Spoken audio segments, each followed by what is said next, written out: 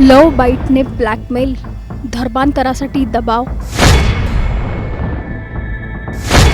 तुळशी माळ आणि हातातला धागा सुद्धा काढला.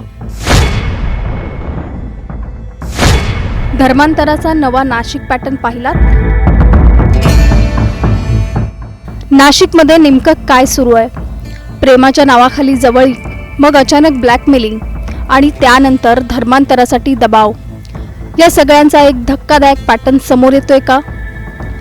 एका तरुणीच्या तक्रारीनं उघड झालेली ही कहाणी फक्त तिच्यापुरती मर्यादित आहे का, की अजूनही अनेक मुली अशाच जाळ्यात अडकल्या आहेत? लव बाईटच्या नावाखाली काढलेले फोटो, त्यातून सुरू झालेलं ब्लॅकमेलिंग आणि त्यानंतरचं मानसिक शारीरिक शोषण, हा सगळा प्रकार नेमका कसा घडला?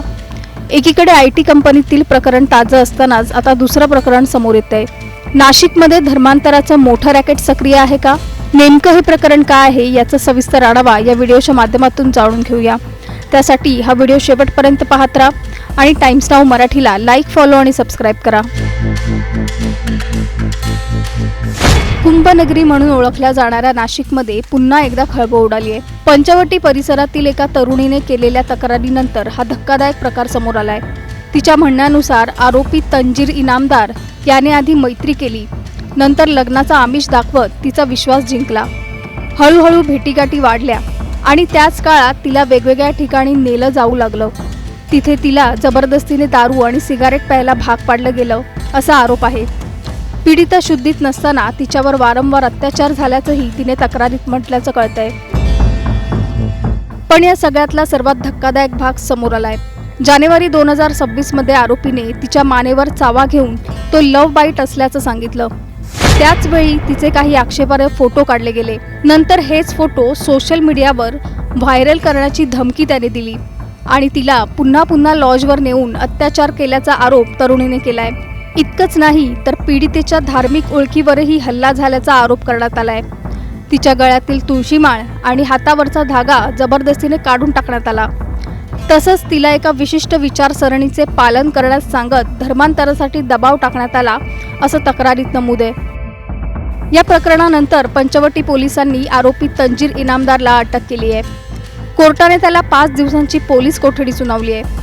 सरकारी वकिलांनी कोर्टात सांगितलं की आरोपीने जबरदस्ती, ब्लॅकमेलिंग आणि अत्याचार केलाय. आरोपीच्या जाळ्यात आणखी काही मुली याच पद्धतीने अडकल्या असण्याची शक्यता आहे. पण दुसरीकडे आरोपीच्या वकिलांनी सर्व आरोप फेटाळले आहेत.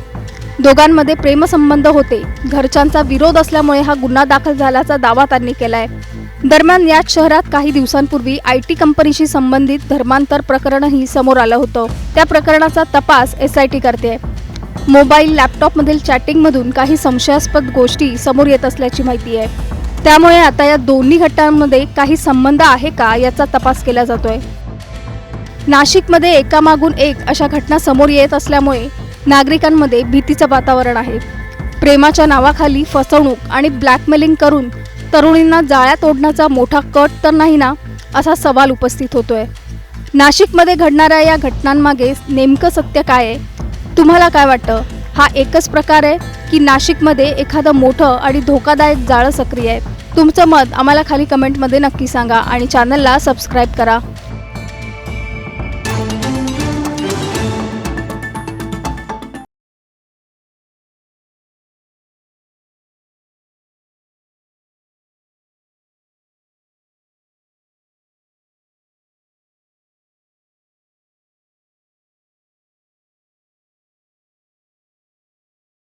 हिंदुस्तान ही रहेगा, नारी शक्ति आगे बढ़ो, हम तुम्हारे साथ हैं. धर्मवीर संभाजी महाराज आणि छत्रपती श्री शिवाजी महाराज, फक्त तुम्हाला आता हात जोडून कळकळीची विनंती आहे.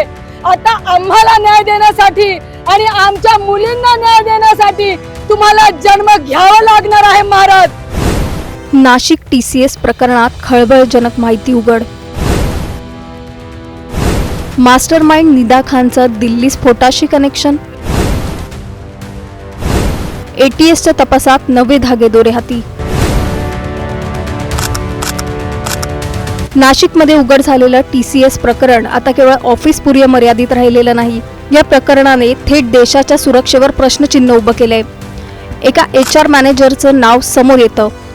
पुण्यात उच्च शिक्षण घेतलेली आणि नाशिकमध्ये चांगल्या पदावर काम करणारी निदा खान अचानक एवढ्या गंभीर प्रकरणाच्या केंद्रस्थानी कशी आली आणि तिचं नाव थेट दिल्लीतील स्फोट प्रकरणाशी का जोडलं जात आहे याचा सविस्तर आढावा या व्हिडिओच्या माध्यमातून आपण घेणार आहोत।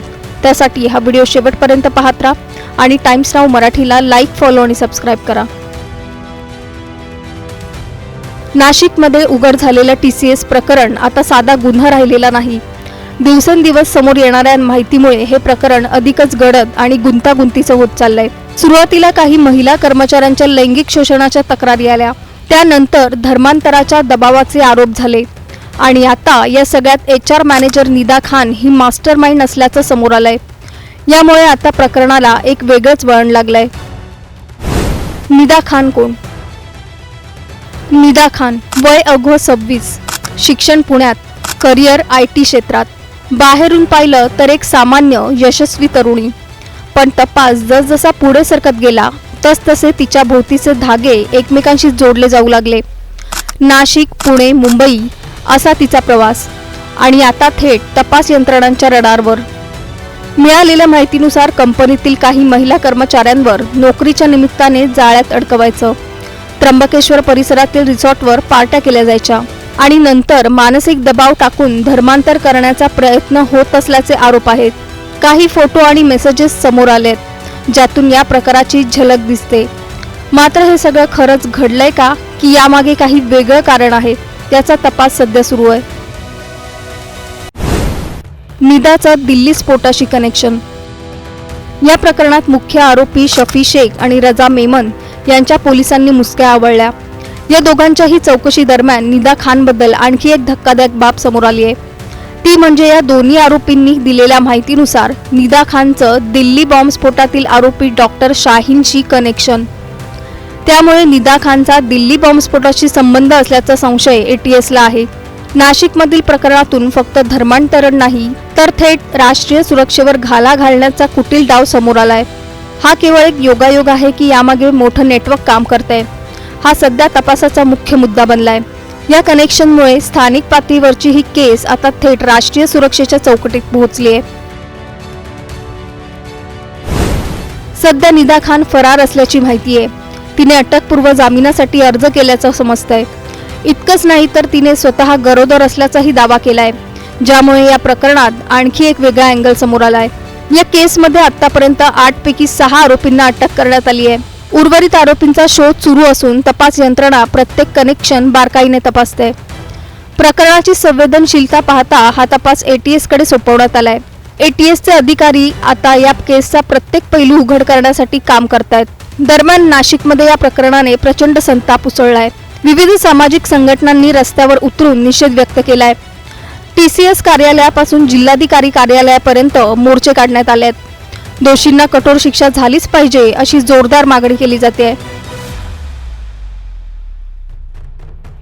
प्रशासनाला आम्ही वारंवार कळवून सुद्धा या सगळ्या अत्याचाराच्या घटनांवर त्यांच्याकडून जी कुचराई होत आहे तर त्या कुचराईला एक प्रत्युत्तर म्हणून आज आम्ही शिवप्रभूंच्या चरणी हे निवेदन दाखल केलेलं आहे। आणि याचा मूळ उद्देश हा आहे की घराघरात हा संदेश जावा की जो पण अत्याचार होतोय तर त्या अत्याचाराला आम्ही स्वतः जनता जागून जाब विचारणार आहे। पोलिसांकडून नागरिकांनाही आवाहन करण्यात आलंय, या प्रकरणाशी संबंधित कोणतीही संशयास्पद माहिती असेल तर ती तात्काळ पुढे आणा, कारण प्रत्येक छोटा धागा या मोठ्या कोड्याचं उत्तर देऊ शकतो। सध्या सर्वांच्या नजरा ATSच्या तपासाकडे लागल्यात। या प्रकरणात दररोज नवे खुलासे समोर येत असल्यानं याचं जाळं कुठपर्यंत पसरलंय याचा ATS तपास करतेय।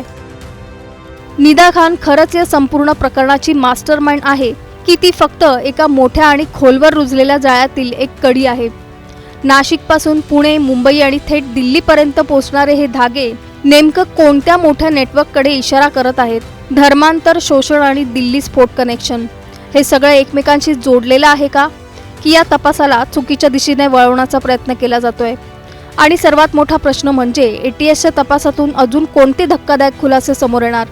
तुम्हाला या सगळ्याबाबत नेमकं काय वाटतं? आम्हाला खाली कमेंट करून नक्की सांगा आणि चॅनलला सबस्क्राईब करा।